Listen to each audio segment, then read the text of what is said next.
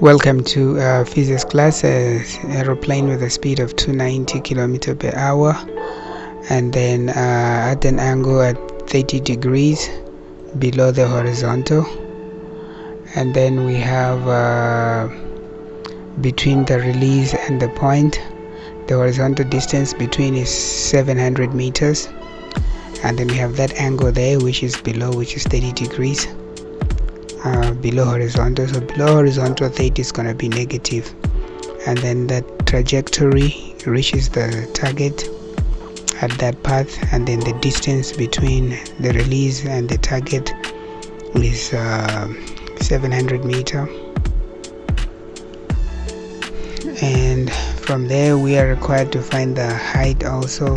The height is changing y, which we don't know. We don't know the change in y, and with the angle is 30 degrees below horizontal, so we need to check. So that's horizontal line, that's a vertical line, and then that's the trajectory, and the angle between the path and the horizontal, that's theta. So that's 0 degrees, so theta is going to be negative 30 degrees. So that's our theta is negative 30. And then from there we have theta as 30 degrees given there, 30.0, but we know we're going to take the negative part, so that's speed of 290 kilometers. So the velocity is 290 kilometers per hour, and we know that the unit has to be meter per second, so we're going to convert that, multiply that by kilometer to meter, that's 1000 meter, and then we have 1 kilometer. So multiply by, we change the hour. The hour is going to be 1 hour is equivalent to 60 minutes, so it's 1 hour over 60 minutes. And then we change the 60 minute also. The 60 minute will be 1 minute is equivalent to 60 seconds. Then we simplify everything. The minute cancels out, the hour cancels the hour, kilometer cancels kilometer, we have meter and second, so it's going to be meter per second. That's the unit that we have. We put the magnitude, and our unit is meter per second.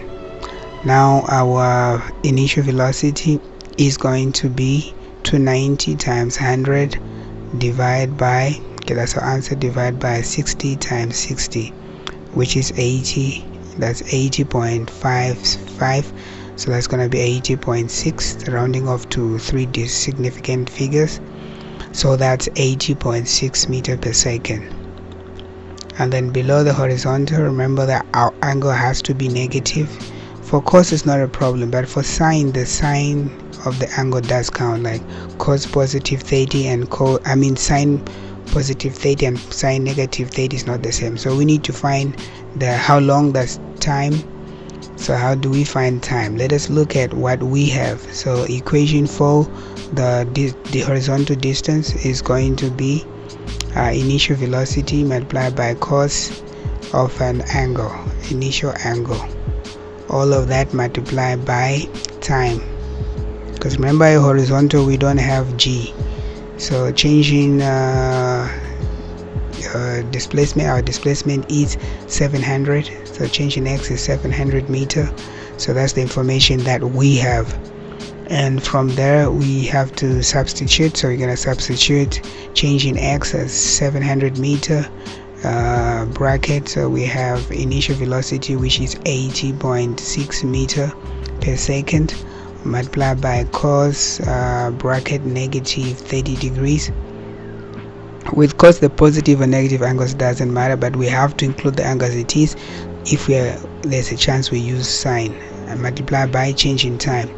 So we need to solve for change in time. So change in time is going to be 700 meter all over, we have 80.6 meter per second, multiplied by cos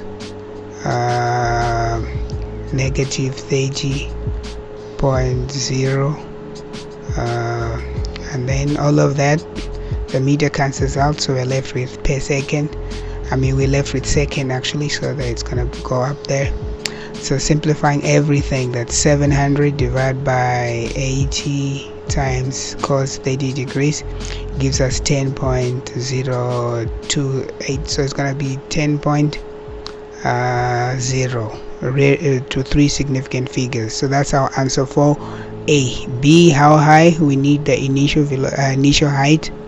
So we know that the final height minus initial height, final is y, initial is y subscript 0. So initial velocity multiplied by sine of an angle, all of that multiplied by change in t.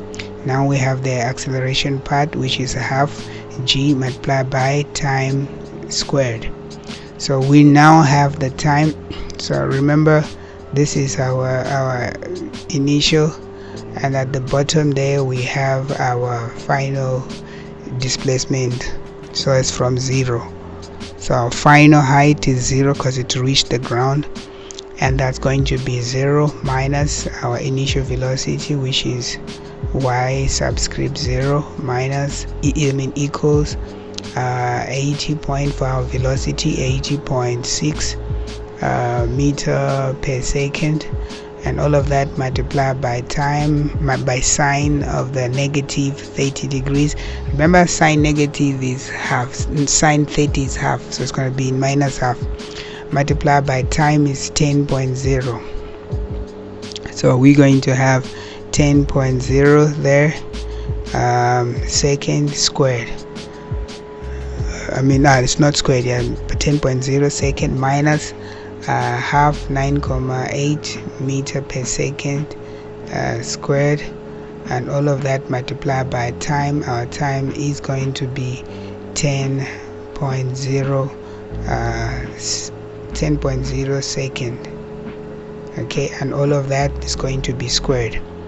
And then we have negative initial height is equals to, we use a calculator to solve that part, the first term of the equation. So 80.6 times sine negative 30 times 10, that's negative 403.